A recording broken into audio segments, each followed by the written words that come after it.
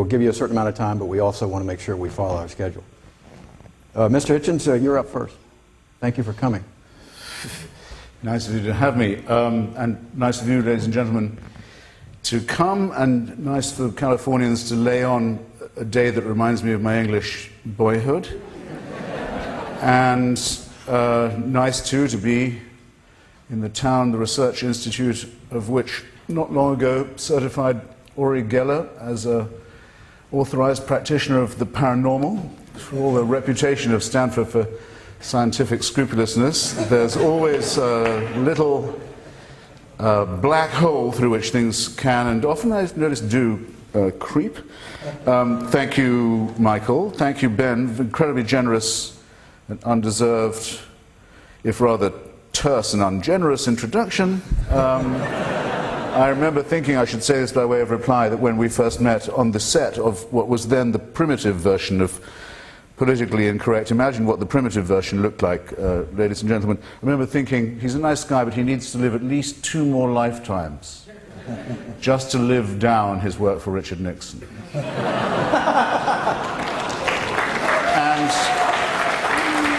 of course, for all that I wish this for him, I couldn't quite picture 2 more lifetimes for him, or I better share this with you now, even 1 more lifetime for anyone else. Now you know roughly where I'm coming from.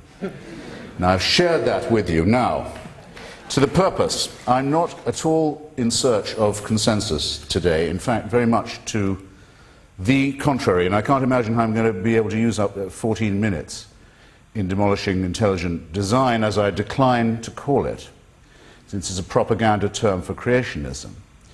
But I'll see if I can waste 14 minutes on it by saying that for consensus terms, we may begin by agreeing that we are in fact here present, that we are present here as actual rational, or at any rate partially rational primates, that we are on a real planet and we are in a verifiable solar system. Let's not congratulate ourselves too much on this, but it is an achievement of a kind, and it is something we have in common. We can also agree, I think, the chances of this coincidence, or I'd better say really contingency, are fairly remote. They have this, of course, in common with other much less rare contingencies. Any of us here today are much luckier in the aggregate than would have been any comparably randomly selected group of people born 500 years ago, whose life expectancy would have been perhaps 30, and whose infant mortality rate would have been something ghastly to behold. Or if we were born in today's Congo or Darfur. However, from the observation of exactly precisely the same facts, and the same phenomena, and the same processes, it's always been possible to draw 2 kinds of conclusion, and it always will be possible to draw 2 kinds of conclusion. The first is to say that no great decider exists. There isn't a decider who awarded me the right to live, while another baby 2 miles or 2,000 miles away barely lived long enough to cry before dying of diarrhea. I don't credit or blame God for these things occurring. That earthquakes and tycoons occur, tycoons probably occur. That's what's called by some a Freudian slit. That earthquakes and hurricanes and typhoons and so forth occur not because of the will of divine punishment or divine judgment or divine verdict, but because we live on a climatically volatile planet with a cooling crust, which has quite deep faults in some parts of it, including locally. That would be a better explanation, but it doesn't convince everybody. The laws of nature are never suspended. Albert Einstein said that's the miraculous, the only miraculous thing about them, that they never change, that they're completely regular. And they certainly are not suspended in response to prayer or in response to ritual sacrifices, and so forth. The positions I've just given you are my own positions, my own views. I didn't think them up all by myself, but I agree with them. Against it, you can always take the view that we are here as the result of a plan, that we are the object of a divine design, that somebody cares about us, and that this plan seems to imply an author or a designer. These same differences in approach have more recently begun to reflect themselves in the fields of biology and physics, but they are the same as they always were. Now, the supporters of creationism, and I recommend the reading of Judge John Jones's verdict. Google Judge John Jones and Dover, Pennsylvania, if you want to understand why I say creationism, not intelligent design, his ruling in the Pennsylvania court case on this. The supporters of this creationist movement have to be able to do 4 things to you tonight. Watch and see if they can. They must show first that the cosmos itself can be interpreted in the light of a design, or fine-tuning, as it's sometimes called. They must show second that our own planet's hospitality to life is not an accident, not a contingency, and thus might be serving a purpose larger than itself.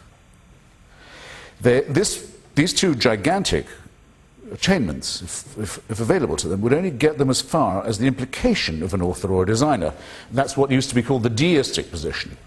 To get to the position that they really want to occupy, that is their concealed agenda, if you will, their surreptitious wish, the theistic wish, they'd have to be able to show that this deity was not just a creator or designer, but took an interest in human affairs, wanted to regulate the morality of his creatures, would be responsive to appeals from them, deciding on the matter of rewards and punishments, would care whether you ate pork, would care whether you snipped the end of your dick or your daughter's clitoris, would care what day you took as holy, would care what propitiations you made to him or her. Now that is the end result, and don't lose sight of it. And the stages of initial proof, hard as they are the ones you have to watch out for in the meantime.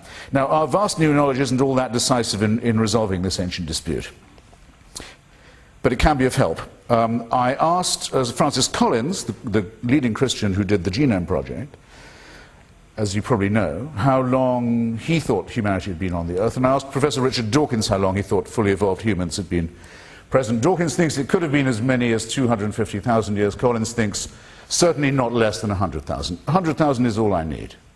100,000 years since we definitely separated ourselves from the Cro-Magnons and the Neanderthals. I'm exempting from this those of you who may have been to the new Creation Science Museum in Ohio, where you can see animatronic children playing with animatronic dinosaurs in the same park at the same time. And I'm assuming that I can exempt you from that too, sir. But be aware of what some of the implications of this are.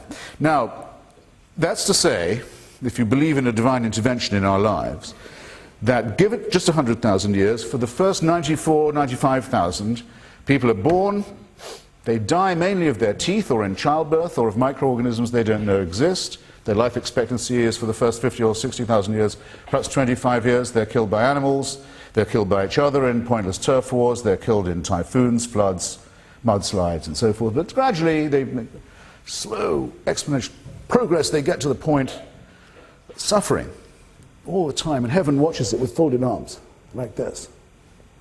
And then 4,000 or 5,000 years ago, heaven decides we can't let them go on like this. We need an intervention. Probably the best place for it would be in Bronze Age Palestine or Egypt. Probably the best form it could take would be a human sacrifice. That might cheer them up a bit. Now, if you don't believe this, you do not believe in any of the 3 monotheistic revelations. That's what you have to believe. That's the minimum you must believe in order to believe in any of those aforesaid. And of course, it's not believable, or, shall I put it like this, it only replaces the argument as before. It replaces the argument as it was before we knew about Cro-Magnons, or dinosaurs, or Neanderthals. It argues from design. And if everything was designed, what are we to make of the designer, who sentenced so many generations to barbarism, misery, ignorance, slavery, and early death? In the first place, isn't that rather an incompetent, rather tinkering designer, to say the very least of it? In the second place, isn't it a rather cruel, or at the very best, a highly indifferent one? And we still can't be sure whether this same incompetent and indifferent and cruel person cares whether we go to bed with members of our own gender or not, because there's no way to derive verdicts like this from evidence like that. So the religious still haven't scored the ghost of a point. And that's only to comment on what we know about the last 100,000 or 250,000 years of our own lives. Less than a millisecond of evolutionary or cosmic time. Any study of the process by which it occurred, and we're not, I hope, going to hear that it did not, has to impress us with two further facts that are facts, verifiable, findings, verifiable. The first, 98% of every species that ever appeared on this earth has by now also disappeared from it, become extinct. The second is how very nearly we as a species joined that list. Look up, if you will, the scientist at the National Geographic who now makes it possible for you to look